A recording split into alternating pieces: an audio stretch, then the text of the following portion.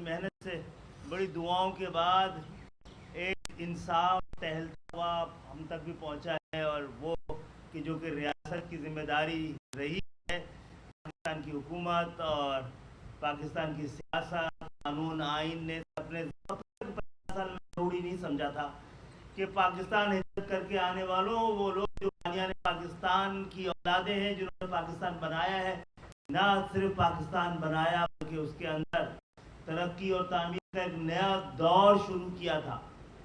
उनकी इंसाफ महरूमी की एक पूरी तारीख है, लेकिन अल्लाह का शुक्र है, जैसा कि हमें महसूस होता था कि अब पाकिस्तान उसकी तामीर और तरक्की, उसका इस्तेहकाम, उसकी बका के लिए बहुत ज़रूरी है कि पाकिस्तान में बसने वाले तमाम कौमियतों को बराबर का वफादार और बराबर का हकदार समझा जाए, और ख़ास तौर पे जिनके साथ 50 साल से दुश्मनी की गई, नाइंसाफ़ी की गई, नस्ल परस्ती और तासुब किया गया। मौजूद साफ़ी हज़रात, हम शुक्रगुजार हैं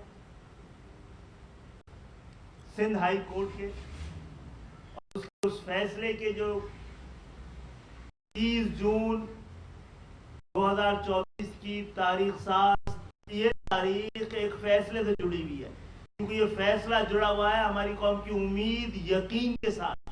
और ये फैसला ये था कि 50-56 हजार नौकरियां जो गुज़श्ता 50 साल से जिस तरह से बांटी जा रही थी, जिस तरीके से बांटी जा रही थी, जो जरिया तकसीम था, जो पहचान और शनाख्त और तासुब और नस्ल परस्ती की बुनियाद पर दी जाती थी, उस पर अदालत ने इस दफा जरा ठहरो की आवाज लगाई है। और मैं आपके कैमरों के जरिए सिंध के शहरी इलाकों की आवाम से खास तौर पर और महाजरों से खास तौर पर, जिनकी जो 50 साल की मायूसियों की वजह से अब उन्होंने अब नौकरियों में के लिए अप्लाई करना ही छोड़ दिया था कि कोई फायदा ही नहीं है। लोकल लोगों को देनी चाहिए, गली और मोहल्लों के लोगों को देनी चाहिए। वो उसका फैसला 50 साल की तारीख से ही सही के बाद ही सही, अल्हम्दुलिल्लाह, अल्लाह का शुक्र है, हम सब पे शुक्राना बनता है। इसने कौम को यकीन दिया है, महाजरों का पाकिस्तान के निजाम इंसाफ के लिए एक हल्का सा उम्मीद का चिराग जला है, एक यकीन का रास्ता नजर आया है। हम बहुत शुक्रगुजार हैं, हमें हकों के हक मिला है, लेकिन इतनी मुश्किल से, इतनी ताखीर से मिला है कि मायूसी की आखिरी हद तक चले गए थे। तो मैं बहुत शुक्रिया अदा करूंगा पाकिस्तान के निजाम इंसाफ का। और मुझे कहने की इजाजत दीजिए, जो कुछ हुआ है 50 साल में, यह अचानक नहीं हुआ है, ये एक मुनज़्ज़म साजिश और मनसूबाबंदी के तहत हुआ है। पाकिस्तान की तकसीम दरअसल पाकिस्तान में जो दो तवाज़ुन थे उनको खराब किया गया। एक ताकत और तादाद का तवाज़ुन था, दूसरा जागीरदारों और सनतकारों का तवाज़ुन था। तो आप सबको पता है कि 16 दिसंबर 1971 साने सुकूत ढाका, साने मशरिकी पाकिस्तान, पाकिस्तान की तकसीम का दिन, और उसके चंद हफ्ते बाद शायद 20 और 23 दिसंबर को जुल्फ़िकार अली भुट्टो साहब ने इस पाकिस्तान का इक़्तिदार संभाला। उन्होंने पाकिस्तान की तकसीम पर, उस साजिश पर अब सियासी मोहर सब की थी। इधर तुम उधर हम का नारा लगाकर, नफरत अंगेज नारा लगाकर, असेंबली में जाकर शरीक होने वालों की टांगे तोड़ देने की धमकियों के जरिए। लेकिन उन्हीं जुल्फ़िकार अली भुट्टो को जो दूसरा काम दिया गया, 1972 को उन्होंने नेशनलाइजेशन के नाम पर इजाजत दीजिए कि उस वक्त एमक्यूएम जैसी कोई जमात मौजूद होती, हम अदालतों में कम से कम खड़े होते। इंसाफ मांग रहे होते। और अगर भुट्टो हमारे अर्बन कोटे की कराची हैदराबाद सक्खर की भी कराची हैदराबाद और सक्खर के तालिब इल्मों और नौजवानों को नहीं मिली दाखिले या नौकरियां, तो ये जुल्म जहां बराह रास्त सिंध के शहरी इलाकों के तालिब इल्मों और नौजवानों के साथ हुआ, वहीं इस कोटा सिस्टम का कोई फ़ायदा सिंध के दही इलाकों के खालिद भाई ने कहा किसानों, ज़मींदारों, छोटे ज़मींदारों, उनके बच्चों को कहाँ हुआ, उन तालिब इल्मों को कहाँ हुआ, उन्हें तालीम की वो सहूलतें कहाँ मिली। तो इसका मतलब ये हुआ कि अब MQM पर भी ये इल्ज़ाम था कि APMSO के क़याम से लेकर आज तक, जो हमारी भी 40-45 साल सियासी तारीख़ है, तो आपने अपनी सियासत का आगाज़ कोटा सिस्टम के गैर मुनसिफाना, जाबिराना और मुतासिबाना जो ये निज़ाम है, उसके ख़िलाफ़ अपनी सियासत के सफ़र का आगाज़ किया। आप लोग इंतखाबात जीतते हैं, कभी हुकूमत में आते हैं, कभी अपोजिशन में, लेकिन 50 सालों में आप अर्बन सिंध का मैंडेट लेने और रखने के बावजूद इस कोटा सिस्टम का कुछ भी ना बिगाड़ सके। इसके नाजायज़ और गलत इस्तेमाल को आप बेनकाब नहीं कर सके। सियासी तौर पर तो करते हैं, बयानात तो देते हैं, लेकिन आप ना इसे ख़त्म करा सके, ना इसके नाजायज़, गैर आइनी और गैर कानूनी और मुतासिबाना, गैर मुनसिफाना इस्तेमाल को ख़त्म नहीं करा सके। आज खालिद मकबूल भाई की सरबराही में ये तीसरी कामयाबी जो हमें हासिल हुई है। गुज़िश्ता कल 30 जून जब मालियाती साल वफाकी हुकूमत का और सूबाई हुकूमत का ख़त्म होता है और हुकूमती इदारों का, बैंकों का ऑडिट होता है, तो हम भी अपने आप को अपने अवाम के सामने एक ऑडिट के लिए और एक अकाउंटेबिलिटी के लिए पेश कर रहे हैं। इस मालियाती साल के अख्ताम पर अल्लाह के फजलो करम से हमने इतना सद्देबाब ज़रूर कर दिया, एक अदालती चाराजोई के ज़रिए से, एक अदालती मुकदमे और कानूनी चाराजोई के ज़रिए से सिंध हाई कोर्ट में अगस्त 2023 में ये मुकदमा हमने दायर किया। और कल जो सिंध हाई कोर्ट का फ़ैसला आया उसमें हमारा मौक़िफ़ सुरखरू हुआ, हम सुरखरू हुए, हम अल्लाह ताला के आगे सर्वसजूद हैं कि उसने कोटा सिस्टम के मुतासिबाना, गैर मुनसिफाना, जाबराना जो उसका नाजायज़ इस्तेमाल था उसको एक्सपोज किया। और वो रहनुमा उसूल सिंध हाई कोर्ट ने वज़ा कर दिए कि ये 54,000 नौकरियां जो वॉक इन इंटरव्यूज़ के ज़रिए से अपनी मर्ज़ी के जियालों को, अपने साले सालियों को, अपने भांजे भतीजों को तकसीम हो रही थी और बाकी बेची जा रही थी, ये सारी 54,000 नौकरियां जो कि सिंध के नौजवानों और फिर उनमें एक बड़ा कोटा या बड़ा हिस्सा सिंध के शहरों में रहने वालों का जो हक था वो हमेशा की तरह फिर मारा जा रहा था। अल्लाह के फजलो करम से हमने मेरिट के एक और कत्ल को रोका है। पाकिस्तान के सिंध के मुस्तकबिल को और सिंध के शहरों में रहने वाले नौजवानों, तालिब इल्मों के मुस्तकबिल को जिस तरह तारीख किया जा रहा था मुसलसल, अल्लाह के फजलो करम से उस पर हमने लगाम लगा दी है, उस पर हमने ब्रेक लगा दिया है। और हम सिंध हाई कोर्ट के मशकूर हैं, अदालती निज़ाम से ये फ़ैसला, दूसरा फ़ैसला हमारे हक़ में आया है। 3-4 कामयाबियाँ हुई हैं, मैं उसकी तफसील भी मुख्तसरन बताऊँगा।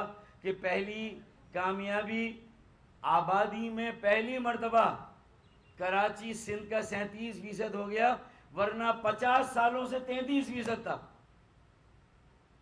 कबायली इलाके हों, गिलगित बल्तिस्तान हो, बलूचिस्तान, पंजाब, KP के अंदरून सिंध, हर जगह से रोज़गार और माशी इस्तेकाम के लिए लोग कराची में आते हैं, लेकिन यहाँ की आबादी में इजाफा सेंसस में नज़र ही नहीं आता था।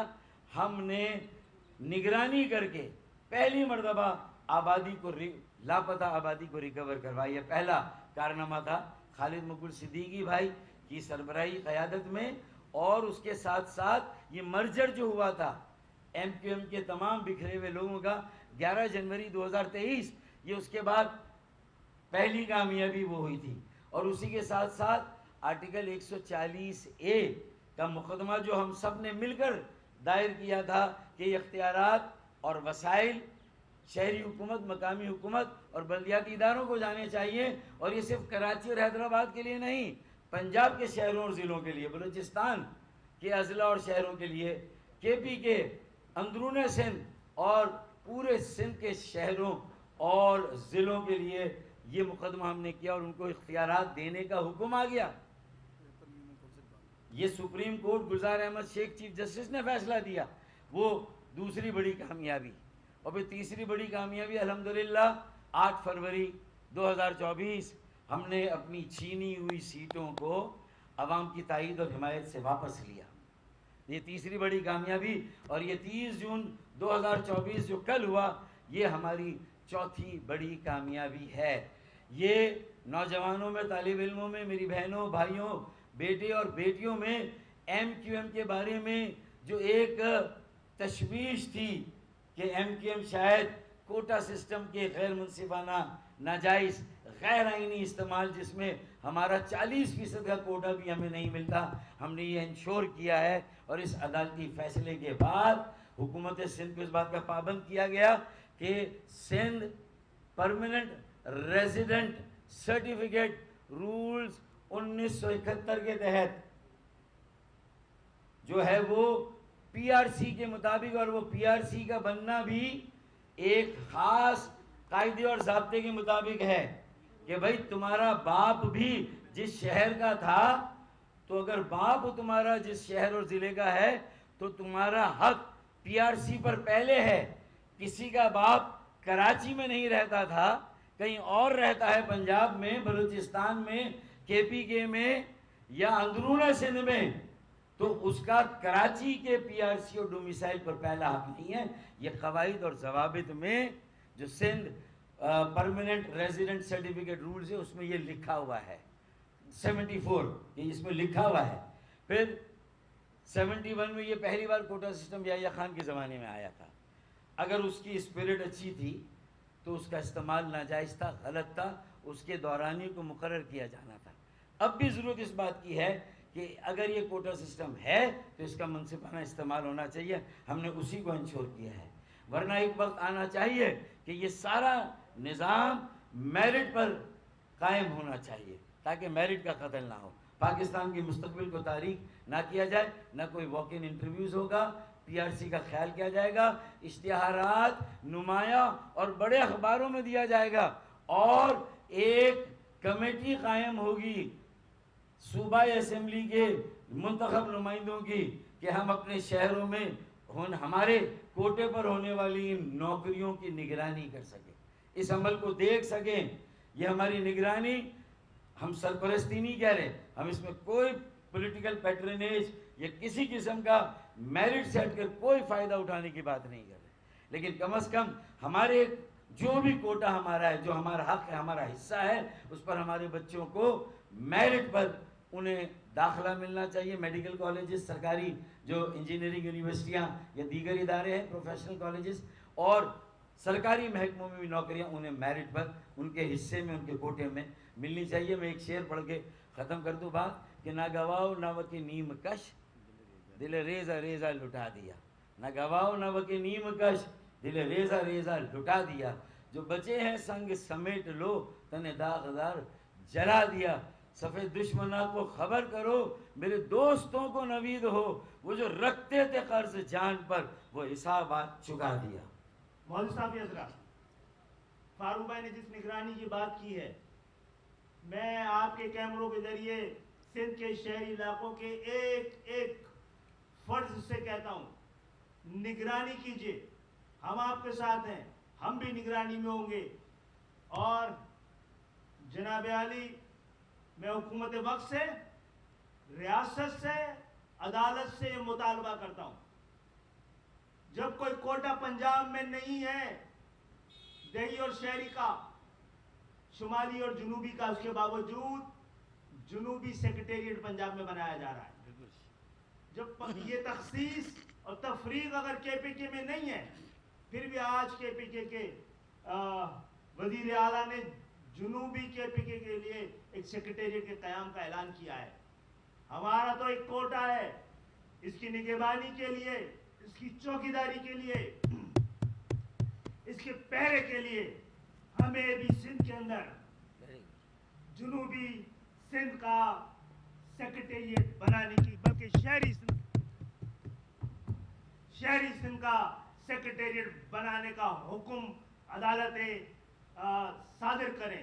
इसके साथ साथ एक महाजरों की माशी और तालीमी कत्लेआम को जो आइन ने तहफ़्फ़ुज़ दिया है, हमारी बर्बादी का जो नुस्खा आइन ने दिया हुआ है, आइन ने तहफ़्फ़ुज़ दिया है, उसको ख़त्म किया जाए। और एक और बात मैं सिंध के शहरी इलाकों के दानिशवरों से, टीचरों से, वकीलों से और आम लोगों से भी करना चाहता हूँ। वो पूछते हैं कि ये तहरीक कोटा सिस्टम के खिलाफ बनाई गई थी, MQM क्या कर रही है? तो जनाब आली, हम ये कहते हैं कि आप कल से इस सूबे में मैरिट का ऐलान कर दें, लेकिन उस वक्त तक नहीं जब तक मैरिट का फैसला करने वाले मैरिट पे ना ही होंगे। ये मैरिट सिर्फ धोखे के सिवा और कुछ नहीं होगा। सिंध के अंदर मैरिट कागज पे लिखे हुए नंबर है जो अपनी मर्जी से लिखे जाते हैं। तो आप एक बात देखिए, ये सिर्फ महाजरों का मुकदमा नहीं है जिनकी आबादी 50% से भी ज़्यादा है। एक वक्त में कराची और सिंध के शहरों में महाजरों की आबादी 80% तक भी थी। इन्फ्लक्स है, रोज़गार के लिए लोग आ रहे हैं। हमारी तरफ से इस पर कोई ज़रा सा भी कोई हमारी तरफ से ये नहीं है कि इनको नहीं आना चाहिए। कराची सबका शहर है, माई बाप है। और पंजाब से लोग आते हैं, KPK से आते हैं, बलूचिस्तान से आते हैं और अंदरून सिंध से आते हैं। लेकिन फिर अगर असिस्टेंट कमिश्नर कराची में हैं तो अगर 95% सिंधी बोलने वाले हैं तो फिर ना उर्दू बोलने वाले, ना पंजाबी बोलने वाले, ना सराइकी, ना हज़ारेवाल, ना कश्मीरी, ना गिलगिती बिल्टी, ना सिंधी, ना मेमन, ना गुजराती, तो फिर ये सवाल तो कराची के सारे पाकिस्तानी जो हर इलाके से कराची में बसते हैं, जो हर ज़बान बोलने वाले पाकिस्तानी हैं, तो फिर एक पाकिस्तानी को तो ये सवाल पूछने का हक़ है। सिंध की मुतासिब जो जाबरों वडेरों की हुकूमत है कि फिर आप इस सूबे को अगर यक रंग बनाना चाहते हैं, एक ज़बान का सूबा बनाना चाहते हैं, तो फिर ये जो कराची, हैदराबाद, सक्खर में बसने वाले दीगर ज़बानें बोलने वाले वो कहाँ पर जाएंगे? वो अपना हक कहाँ से मांगेंगे?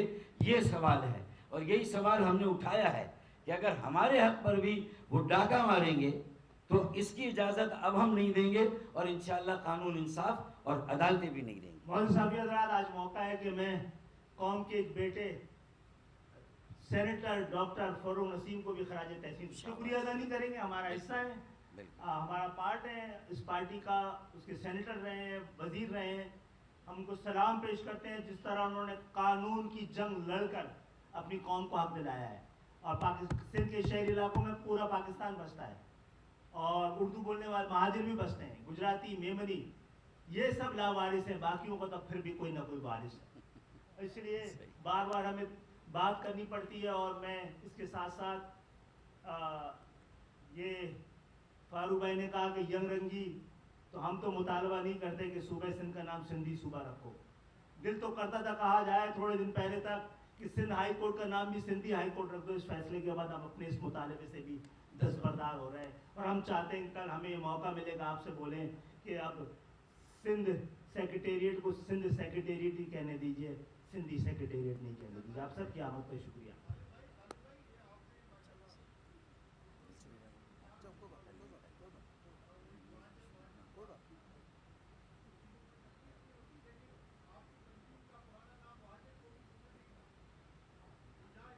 बहुत अच्छी बात की, मैंने इसे ही बताया है।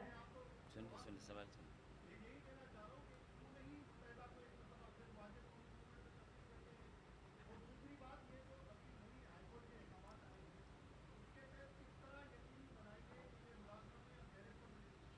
ये दूसरा सवाल बड़ा अहम है, आपको पहले पे आता हूँ। और वो ये है कि सुप्रीम कोर्ट, हाई कोर्ट, तमाम अदालती निज़ाम से ये दरख्वास्त करते हैं कि इसकी निगरानी का आप भी कोई कानूनी और अदालती निज़ाम बनाएं। हम सियासी तौर पर बनाएंगे, और जहाँ तक कहा है कि पुराने नाम पे लौट ना जाए, इसकी बड़ी कोशिश कर ली है सबने मिलकर। हालात सारे हमारे लिए उसी जानिब जाते हैं। हम पाकिस्तान की मोहब्बत में मारे जाते हैं, क्योंकि पाकिस्तान की जो सारी बड़ी सियासी जमातें, लिसानी सियासी जमातें, हम मुनाफिक नहीं थे। हम अपनी कौम को जमा करके, और तासुब ये नहीं है, कुरान भी कहता है और नबी भी कहता है, तासुब ये नहीं है कि आप अपनी कौम के आपकी कौम पर जुल्म अगर हो रहा हो तो आप उसके साथ खड़े ना हो। तासुब ये है कि जुल्म करने वाली आपकी कौम हो तो आप उसके जुल्म के साथ खड़े हो जाए, ये तासुब कहलाता है। तो किसने तासुब किया है ये देख लीजिए।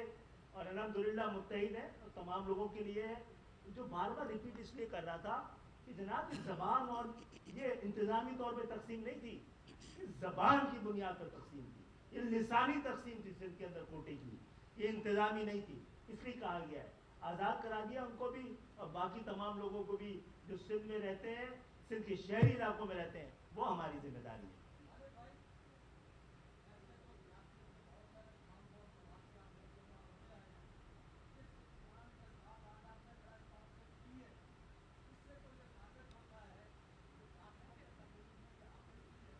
जनाब पाकिस्तान और उसकी रियासत अब मज़ीद ये सूरत हाल जो 50 साल से है इसको कायम रखने की मुताहमिल नहीं हो सकती है। मैं तो कह रहा हूँ 19-20 से, ये 23 आ रहा है, आपको बदलना पड़ेगा, वरना कोई और आके आपको बदल देगा। तो पाकिस्तान के आइन के होते हुए, पाकिस्तान के कानून के होते हुए, पाकिस्तान की असेंबली के होते हुए, पाकिस्तान की जमहूरियत के होते हुए काम हो जाए तो बहुत बेहतर है।